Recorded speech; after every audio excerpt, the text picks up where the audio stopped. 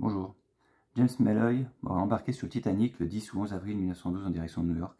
Si nous savons qu'il a existé, nous n'avons aucune trace de son embarquement et n'apparaît dans aucune liste de passagers. Mais nous avons retrouvé dans les objets remontés à la surface, presque 80 ans plus tard, une enveloppe à son nom et quelques cartes comportant les images d'objets lui ayant appartenu, dont 5 l'ayant suivi à bord. L'histoire raconte que l'enveloppe contient les indices concernant l'identité de ces 5 objets. James Malloy travaillait sur 3 phénomènes qu'on retrouve souvent dans les cartes et en magie de manière générale, que sont le hasard, la chance et l'instinct. Grâce à ces éléments récupérés du passé, nous pouvons réaliser l'expérience telle qu'il les faisait à son époque. Commençons par choisir 3 cartes, qu'on demande au spectateur de faire 3 piles et de poser les cartes sur chacune d'elles.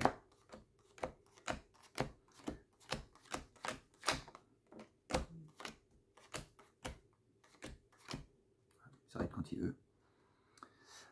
On compte le nombre de cartes de chaque pile pour évaluer le caractère aléatoire des choix.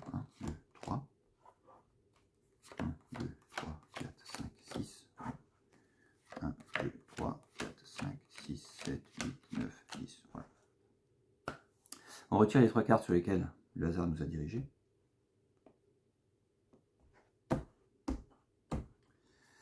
Puis poursuivons en choisissant une 4e carte, tout simplement en laissant libre cours à la chance. Donc, encore une fois, le spectateur peut mélanger, il coupe, il le souhaite. Et finissons en choisissant la 5e et dernière carte, cette fois en suivant son instinct. Donc là, le spectateur a quand même très bien mélangé depuis le début. On va juste lui demander donc, de couper le paquet donc, à l'instinct. Donc 3 cartes dues au hasard, une à la chance et la dernière donc complètement à l'instinct. Voilà. Vous aurez compris que le hasard, la chance et l'instinct restent tout de même étroitement liés au niveau de leur définition et de leur probabilité de réalisation. Le point commun pourrait être l'aléatoire. Néanmoins, les éléments envoyés par James Malloy par-delà le temps passé pourraient nous amener à penser que ces 3 comportements n'ont rien d'aléatoire. Regardons ce qu'il nous a laissé dans l'enveloppe. Tout d'abord, son portrait. Qu'a-t-il écrit? À l'heure où je vous écris, ma montre à gousset indique que la nuit est porteuse de bien des merveilles. La pointe de ma plume danse sur ce papier afin d'immortaliser toutes les idées que mon esprit sème. Cette lettre fera peut-être un beau jour partie d'un livre ancien dans lequel mes mémoires traverseront les âges.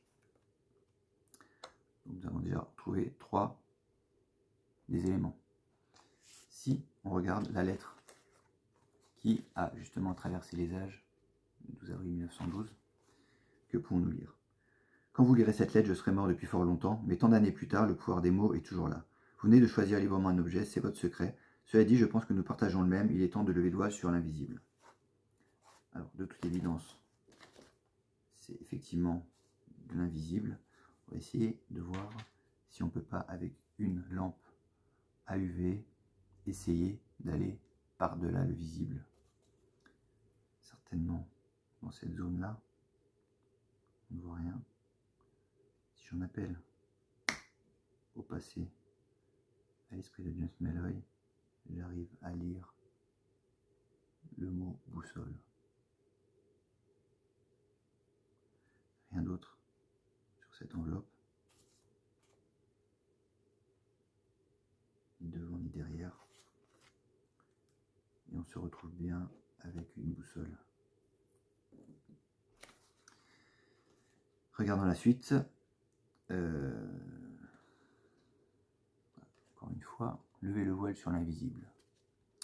On va peut-être aller encore plus loin dans l'invisible. Cette fois, avec l'odorat, on propose au spectateur de sentir. Il va constater une odeur de rose. Et si je regarde, j'ai bien le parfum à la rose. Ce point commun donc entre hasard, chance et instinct ne serait-il pas finalement l'invisible? Merci.